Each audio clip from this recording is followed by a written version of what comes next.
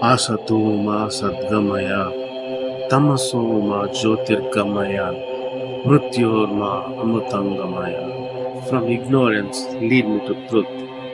From darkness, lead me to light. From death, lead me to immortality.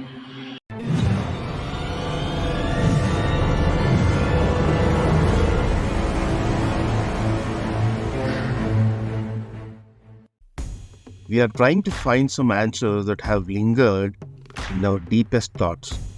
One such question I faced was, if God is available to access to everyone who has taken birth as a human, like is it really true that everyone is equal in God's sight?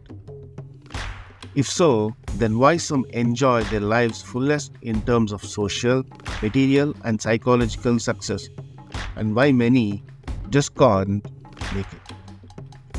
My quest through the ocean of old scrolls and knowledge and my research online showed me that the truth about the questions that lingered and pondered in my psyche for a very long time, and the answers I found aren't only fascinating to me but are eye openers in true depth and sense. Now, without any delay, let's get into the facts or information that awaits you. Firstly, the first and foremost myth is that everyone are born equal and has equal opportunity. Reality is a big no. It's just a politically correct statement, and if it's been brainwashed, then anyone who truly believes this is in for a shock. Truth is, everybody is born unique and has unique and different purposes and opportunities. That's nature's primary rule. And being born as a human carries its own challenges, responsibilities, and certain set of personal habits, which are inbuilt traits which we usually call as nature of someone. Secondly, nature divides us with something called as rule of adhikara. This means everyone holds certain degree of power and influence on self and the environment. For example, some people are born with power in powerful families, and their birth itself marks a level of adhikar nature has bestowed as part of previous life karma. Thirdly, some people may have to struggle to reach that state, but with devotion, dedication, and perseverance, they are given adhikara again in life by nature.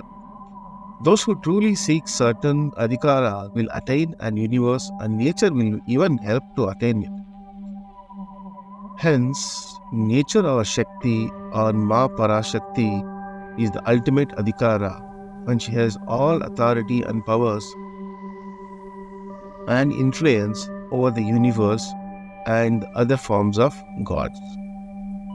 Those who realize that they lack this influence and power that adhikara holds true purpose in life become upasaks, sometime directly towards the Shakti or in some way that derives this adhikar. Do they go deep into this and perform needed rituals and perform abhichar karma or simply appeasement karmas or appeasement tasks or tasks to these deities who grant them adhikara? In that way of performance of karma, there are paddhatis or vidhana or acara or simply paths one follows to attain this adhikara or power. In Vedic and Tantric Puranas of Indo-Buddhist genealogy, there is a great deal of examination and explanation for disciples about these acaras or paths. Three major schools of thoughts of these acaras are dakshinachara, vamachara, and tantric Buddhism. Of all the above three, dakshinachara or the sattvic way performing abhichara karma is widely practiced across the India. But this is a simple path in which there is no pratyaksha or direct appeasement to gods. Instead, paroksha or simply indirect appeasement is done to gods and deities through mantra recitals, which usually boast the god's kindness and might, and yagna, a fire ritual that's given to the nature's need to accept our appeasement, and finally prasada, which in dakshinachara is definitely vegetarian and contains mostly sweet delicacies, fruits, and some naivedyams, which are simply cooked items like pulihogre or laddu or sometimes vegetarian meals. So here we need to understand that these practices aren't fully native to our Indian culture, but are the influence that happened through centuries of Brahmanical thought process, and with advent of British increased its footfall as it was less violent for lack of better words in nature. Secondly, vamachara. This achara is rather the truly native Paddhati or Pat Upasak, and kings followed exactly 3000 years back.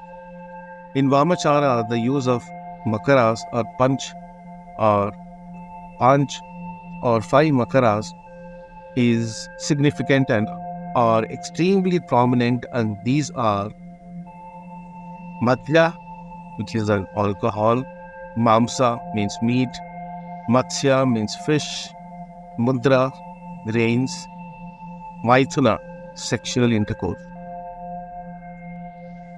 Without these, there is no vamachara paddhati or puja, especially when we are dealing with powers in pratyaksha form or direct form. The vamachara is the only direct prescribed way of appeasement to the mother goddess.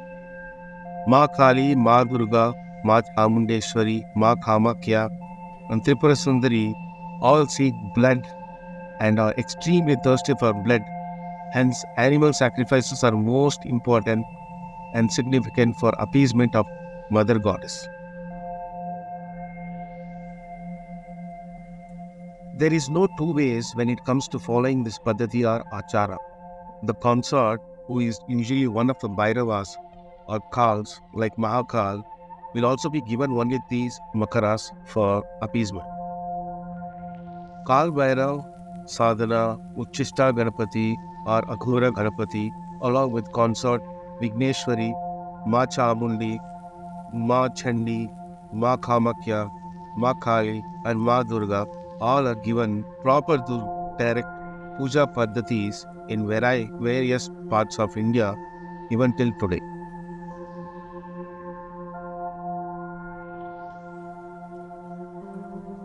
One such kshetra or sacred place where these paddhatis or way of life is Kamakya Devi's Mandir on Neelanchal Parvat or hill in Guwahati, Assam.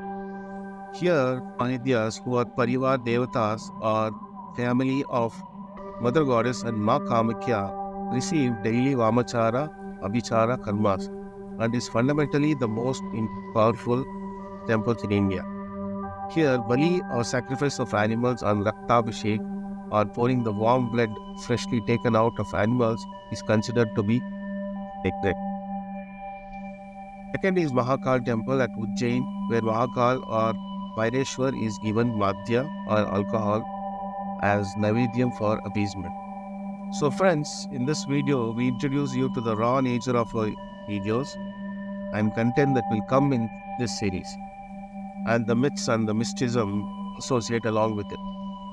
So friends, hang in there for real unknown info about Uchchista Ganapati, kaalbhairava, Ma Durga, Ma Chamundi, and we will take into deep jungles of Karnataka where the Upadevatas are also fiercely worshipped in these paddhatis or ways.